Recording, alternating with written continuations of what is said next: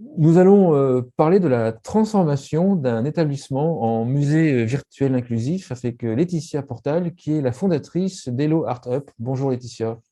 Bonjour, bonjour Frédéric. Peut-être vous présenter si vous le souhaitez, puis présenter ce que vous faites chez Hello Art Up. Oui, bien sûr. Donc, Laetitia Portal, j'ai 46 ans et je suis donc la fondatrice de cette toute jeune start-up. Toute jeune start-up car nous avons commencé à lancer le premier musée virtuel au mois d'octobre. Donc voilà, c'est une solution toute innovante. Nous avons commencé par avoir cette idée puisque les seniors sont vraiment assez loin de l'art, assez loin de la culture. Et donc, l'idée, c'était de pouvoir apporter l'art directement dans l'établissement afin qu'ils puissent eux-mêmes créer leur musée virtuel.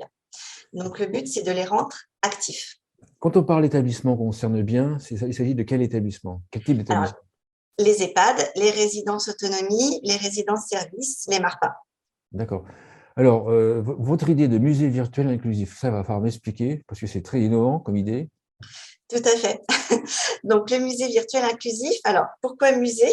Puisque les seniors vont pouvoir choisir des œuvres d'art, donc soit issues de musées, donc de musées des beaux-arts, soit des œuvres d'art qu'ils ont eux-mêmes fait. Donc, on a le cas d'une résidente qui a, par exemple, fait ses propres collages de Max Ernst, soit des objets issus du parcours de vie ou des objets familiaux.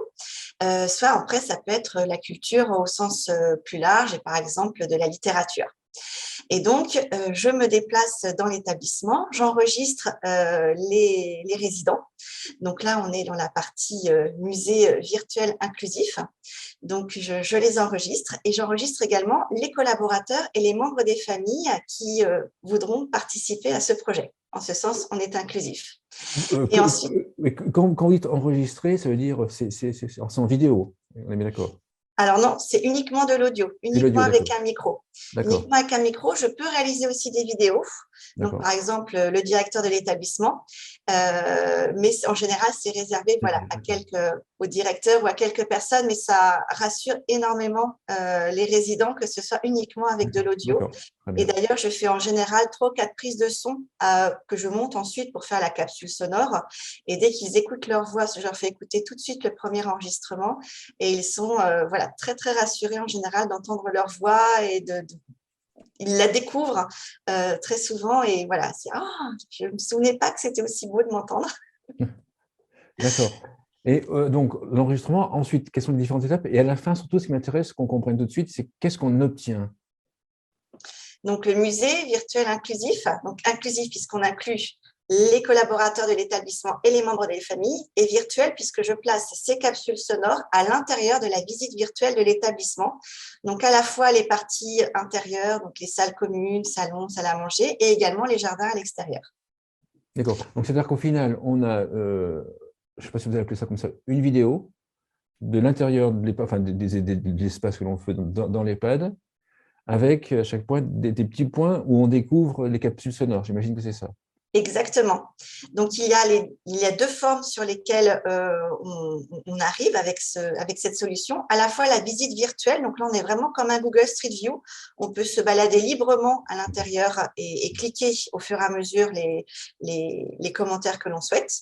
Et également, donc, une forme d'un film vidéo, donc à la fois un grand film qui permet d'avoir tout le fil de tous les commentaires et à la fois des films plus courts qui sont là directement pour la direction de l'établissement et qui servent à la fois à communiquer donc auprès, par exemple, de différents partenaires. Donc là, on est sur des films très courts, de 30 secondes, par exemple.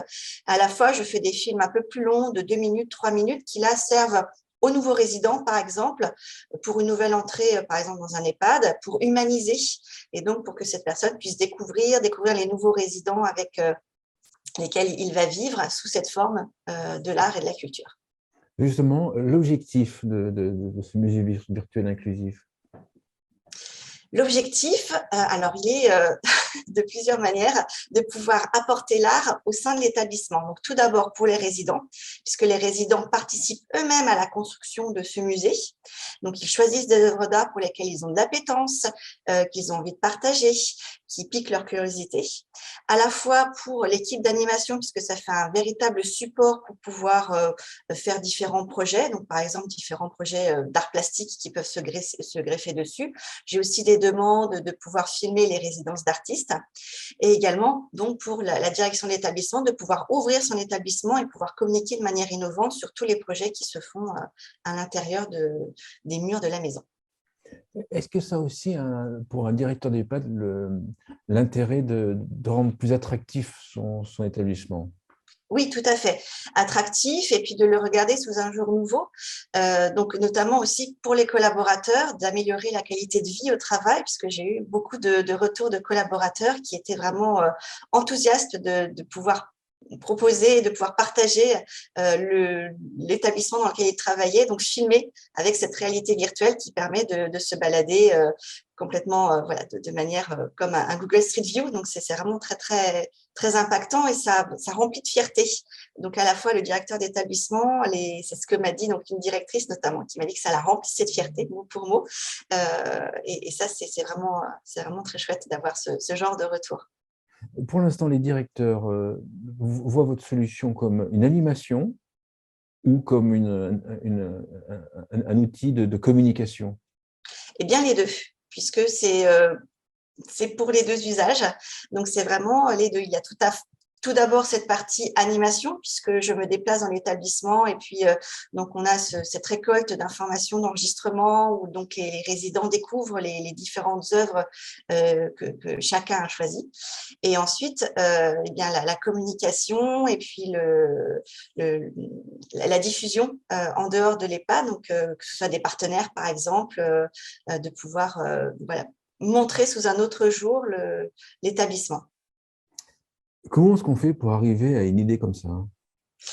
Alors, comment est-ce qu'on fait? Parce qu'en fait, je comprends le côté art, on peut imaginer, mais alors imaginer de faire un musée virtuel qui est comme un Google Street View de l'établissement et puis de le raccrocher à l'art et puis tout ça, que ce soit inclusif avec des seniors, comment est-ce qu'on arrive comment est-ce qu'on arrive à avoir une idée pareille? Eh bien, moi, c'est voilà, tout mon métier. Depuis 20 ans, j'ai travaillé au sein d'une entreprise dont la fonction était de réaliser pour les publics des grands musées, mais également des monuments historiques, les applications et les audioguides. Donc, D'accord. ça veut dire que pendant 20 ans, j'étais dans la médiation culturelle mobile, numérique. Donc, on appelle ça les industries culturelles créatives. Donc, j'ai pu avoir toute cette expérience de retour des visiteurs, donc comment à chaque fois partager et faire un outil de médiation numérique qui soit vraiment innovant, qui permette aux visiteurs de mieux appréhender, de permettre à la médiation vraiment de se faire pour ces visiteurs. Donc, c'est toute cette expérience-là que j'ai acquise pendant 20 ans qui m'a fait comprendre que notamment la partie qui était la plus efficace pour parler d'art était en fait que la personne elle-même se saisisse du sujet et en parle elle-même. D'où D'accord. cette idée de partir directement du résident et de ne pas proposer une animation directement descendante avec donc de la formation et un côté conférence. Là, le but, c'est vraiment, on est inversé, donc c'est vraiment les résidents qui proposent les œuvres d'art pour lesquelles ils ont de l'appétence, qu'ils ont envie de partager. C'est vraiment cette démarche-là qu'on valorise et qui les stimule beaucoup. Si je suis un directeur d'EHPAD et puis je suis intéressé par votre idée, quelles sont les différentes étapes? Bon, il va y avoir bien sûr une rencontre, mais ensuite, comment ça se passe pour motiver les résidents à participer? Et ensuite, comment ça se passe jusqu'au bout? Alors, pour motiver les résidents, je propose de projeter le petit film de ce qui a déjà été réalisé. Donc, en général, ça marche très bien parce qu'effectivement, les témoignages que j'ai eus de résidents, c'est au début, on n'en est pas capable, je n'en suis pas capable, je ne vois pas ce que ça va donner comme Oui, parce que projet. c'est très nouveau, j'imagine que c'est très nouveau pour eux. Tout à fait, c'est tout à fait nouveau qu'on les mette au cœur du dispositif, qu'on leur propose pas quelque chose dans lequel ils ont juste à rentrer, mais que là, on leur dise, mais c'est vous que je vais écouter, c'est votre parole qui va être entendue, votre parole est importante, je vais la mettre en valeur, d'autres personnes vont l'écouter, vous allez pouvoir la partager avec votre famille, avec les autres collaborateurs, et vous allez pouvoir les échanger et comme ça continuer à communiquer ensemble, même une fois que le projet a été fait.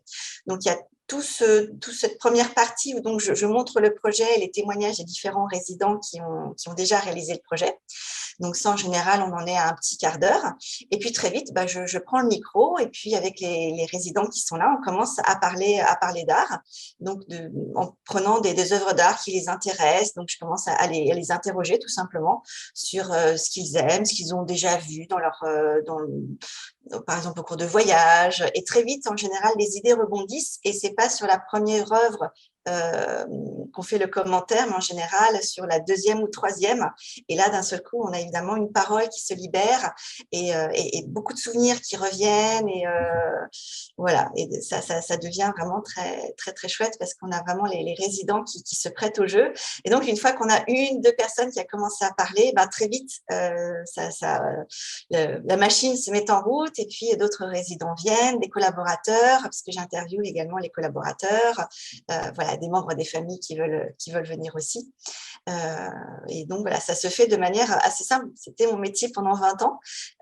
Donc, c'est vrai que voilà, ça se fait de manière vraiment très, très simple. Ensuite, les œuvres d'art, donc en fait, ils vous donnent, ils sont capables de donner, alors moi je ne connais pas grand-chose, j'avoue, mais ils sont capables de donner des œuvres d'art de mémoire comme ça, qui voudraient, ou c'est vous ça se passe ensemble et vous les guidez vers des œuvres d'art? Ma question, c'était à quel moment les photos des œuvres d'art apparaissent? Il y a des photos, j'imagine. Oui, tout à fait. Des photos. Alors, tout d'abord, je commence à parler avec eux et on commence à avoir des idées. Et puis, je commence à leur montrer donc des photos d'œuvres d'art. Si jamais ils me disent, ah oui, moi, j'aime bien Monet, j'aime bien les coquelicots, etc. Et voilà, par association d'idées, je parle avec eux et c'est comme ça qu'on arrive ensuite. Donc, soit on reste sur cette première œuvre. Il y a des résidents qui me disent, moi, je suis fan de Velázquez et voilà, j'adore ce tableau, c'est sur ça que je veux parler. Et d'autres personnes pour lesquelles, en fait, on a rebondi. J'ai une personne avec laquelle on était parti sur le Sphinx en Égypte, par exemple, parce qu'elle est partie en voyage et puis en fait on a terminé sur son expérience de dérouteuse sur un diamant voilà, qu'elle a eu après la crise de 29 par exemple. Donc on est parti, il y a eu un jeu d'association d'idées et c'est ça que nous avons gardé d'un commun accord. Ensuite, vous filmez l'intérieur de l'EHPAD. Tout à fait. Donc avec une caméra 360, donc je fais des photos à différents points. Et ensuite, donc, je les agrège pour créer ce côté visite virtuelle comme un Google Street View. Parce que je suis aussi photographe amateur. D'accord. Il faut combien de temps pour faire l'ensemble du processus? Alors, pour faire l'ensemble du processus, il faut à peu près 1 mois. Donc, en sachant que je me déplace 2, 3 ou 4 demi-journées dans l'établissement. Et ensuite, le temps de tout agréger, de faire les montages des différents commentaires. Et ensuite, à l'intérieur de la visite virtuelle. La visite virtuelle en elle-même, il faut compter une matinée. En général, je viens vraiment tôt pour ne pas déranger les résidents et puis les collaborateurs qui y travaillent. Et donc ensuite, je monte dans la visite virtuelle. Ensuite, c'est montré, j'imagine, après vous tournez voir le directeur, j'imagine que c'est montré au directeur en premier, j'ose imaginer. Tout à fait. Et ensuite, après, c'est montré à l'ensemble des résidents. Tout à fait. Donc, par exemple, on organise une inauguration du musée virtuel, donc où on projette sur la salle commune avec le filage de tous les commentaires. Donc, ça permet d'inviter plein de personnes et d'ouvrir les portes de l'établissement à voilà, tous les membres des familles. Et donc, notamment, la dernière fois, j'ai recueilli les témoignages de quelqu'un qui était vraiment bluffé, d'un fils d'une résidente qui n'avait pas participé au projet et qui a hâte de participer puisque maintenant, on va faire la deuxième étape et de construire un projet intergénérationnel avec une école qui se trouve à côté de l'établissement. Donc, on va faire venir une classe dans l'établissement et les seniors vont se déplacer dans la classe. Donc là, on en est sur une mise à jour, donc on en est plusieurs mois après le premier musée virtuel et donc voilà, ça donne une horizon, un but de pouvoir continuer à travailler sur ce musée et à l'enrichir de différentes thématiques. Alors, quand vous dites enrichir, ça va être de rajouter des points dans la vidéo dans la vidéo, avec à chaque fois une œuvre d'art et un témoignage, des propos, alors donc là, des résidents ou des enfants. Exactement. Donc là, sur ce type de projet, on va être sur de l'intergénérationnel, donc on va être sur des commentaires croisés. Et ça peut être, par exemple, sur une autre thématique. Donc, par exemple, une thématique littérature, ou si jamais on reste dans l'art, on peut être sur une thématique qui va rester, par exemple, de montrer les œuvres des résidents, ou une thématique plutôt impressionnisme, par exemple, si jamais il y a beaucoup de résidents qui ont envie de faire cela. Ça fait vivre aussi la vie sociale de l'établissement en se disant, voilà, on a un outil, dans 6 mois, on va pouvoir refaire quelque chose et reparler ensemble d'une thématique qu'on va définir ensemble. Voilà, de quoi on va parler, qu'est-ce qu'on va mettre en avant, qu'est-ce qu'on a envie de montrer, de quoi on est capable. Voilà. Est-ce que vous imaginez qu'on puisse aussi également faire ce type de projet, mais avec la vie en fait, des résidents? Chaque Oui, tout à résident fait. pourrait expliquer le métier qu'il a eu, par exemple. Ou Ah, qu'elle tout a à eu. fait. Tout à fait. Je pense que la beauté de ce projet, c'est qu'effectivement, on peut mettre la thématique que l'on souhaite. Et effectivement, si jamais on a une thématique parcours de vie dans ce musée virtuel, on peut tout à fait la mettre et avoir donc une série de commentaires d'une certaine couleur ou placés à un certain endroit de l'établissement et qui donc seraient dédiés à parcours de vie, expérience, etc. Et puis j'imagine, pour parler d'un sujet tabou, s'il y a une résidente ou un résident qui décède, il y a la possibilité au bout d'un moment d'enlever la capsule, si la famille le veut, d'enlever Exactement. le témoignage. Et puis le musée virtuel, le film reste le même, mais en fait, il y aura juste un élément du film qui sera enlevé. Exactement, tout à fait. On peut cacher la pastille vraiment à volonté. Il suffit de cliquer, de cocher ou décocher. Donc, c'est vraiment très simple. Au final, ce film, j'appelle ça un film, je ne sais pas si c'est pas, je pense que ça diminue un petit peu votre travail, mais ce film, il est affiché où? Il est mis où? Alors, il y a à la fois la visite virtuelle, donc qui est accessible via un Non, code Internet. je parle de la visite virtuelle, oui, oui. La visite virtuelle, donc c'est un code, une page Internet sur laquelle l'établissement va. Il a un code, donc il peut donner le code aux membres des familles, voilà, aux personnes qu'il souhaite. Et puis sinon, donc le film, c'est sur une simple clé USB. D'accord. Est-ce qu'on peut imaginer que la visite virtuelle soit mise sur la page d'accueil ou l'une des pages d'accueil du site de l'EHPAD? Est-ce qu'ils s'en Ah oui, servent? tout Enfin, à la fait. question, sa réponse, techniquement, c'est oui, mais est-ce qu'ils s'en servent pour ça également? Est-ce qu'ils s'en servent pour l'attractivité de l'EHPAD? Alors, ils s'en servent. Alors, pour l'instant, la solution est toute récente. Donc, voilà, je débute. Mais effectivement, c'est également tout à fait ce qui peut être mis en avant et dans différentes publications, pouvoir le mettre en avant, mettre des extraits, donc cibler sur certaines parties du film, mettre en avant, par exemple, la salle de kiné. Voilà, il y a aussi, on peut faire des communications ciblées sur certaines choses. Et également, le musée virtuel est visible sur les casques de réalité virtuelle. Donc, c'est aussi un autre moyen de communiquer et de proposer la lecture du musée donc, aux résidents, mais également aux futurs résidents qui viennent en visite. Ah oui, donc j'imagine qu'un résident avec le casque, il peut aller voir les témoins, enfin, je sais pas, les propos, les témoignages, les petites capsules que d'autres résidents auraient mis. Exactement. D'accord. Est-ce que vous pensez qu'il va y avoir une différence d'approche entre les EHPAD et les résidences services seniors? Parce que les EHPAD, bon, c'est plus pour les gens qui sont plus âgés, un peu plus dépendants, plus dépendants. Résidence services seniors, c'est pour les gens autonomes. Est-ce que vous voyez des différences d'approche entre les deux ou c'est la même chose? Alors, le contexte, ça va être la même chose, mais ensuite, ça va être plutôt sur les thématiques. Les thématiques vont être plus ciblées, plus resserrées sur quelque chose de plus précis, sur une thématique vraiment plus resserrée. Pour l'EHPAD Voilà. ou pour la Non, pour résidence? la résidence service ou la résidence autonomie. D'accord. Quelque chose à rajouter à l'émission? Non, tout est parfait. Je vous Tout est remercie parfait. beaucoup de J'y marche, ça l'invitation. marche. Ok. Bah, une conclusion. Par contre, il faut me faire une conclusion. Vous savez, dans mon émission, c'est l'invité qui bosse. Donc, une conclusion. La conclusion, n'hésitez pas à me contacter pour voir le musée virtuel et surtout faites confiance aux seniors, aux résidents parce qu'ils ont vraiment beaucoup de choses à dire. Eux, ils ont envie de partager des choses et leur parole a besoin d'être valorisée et y compris sur l'art et la culture, même si jamais on pense qu'il y a une certaine réticence de se dire oui, mais peut-être l'art et la culture, je ne suis pas sûre que cela correspond très bien aux résidents. Et en fait, si, parce que dès Ah qu'on oui. commence à parler d'art et de culture, eh bien, il y a beaucoup de choses, beaucoup d'univers.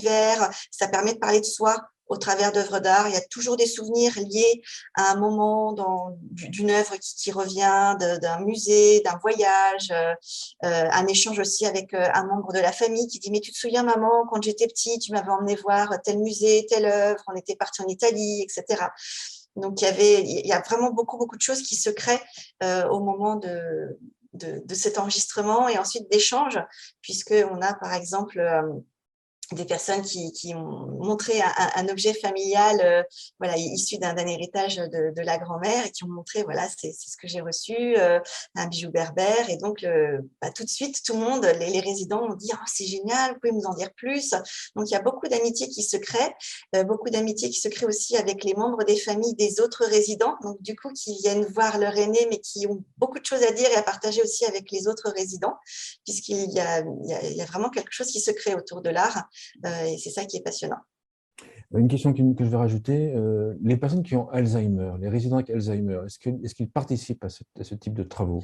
Oui, tout à fait, parce qu'on peut vraiment, avec notamment, comme les enregistrements peuvent être faits, par exemple, avec le psychomotricien, la psychomotricienne, donc on peut avoir justement, l'art, c'est vraiment quelque chose qui est vraiment, qui aide beaucoup à parler, à avoir des souvenirs qui reviennent. Oui, pour la Et mémoire, donc, ne serait-ce que pour la mémoire. Ouais. exactement. Très, Donc très oui, bien. tout à fait. Super, merci, super sujet.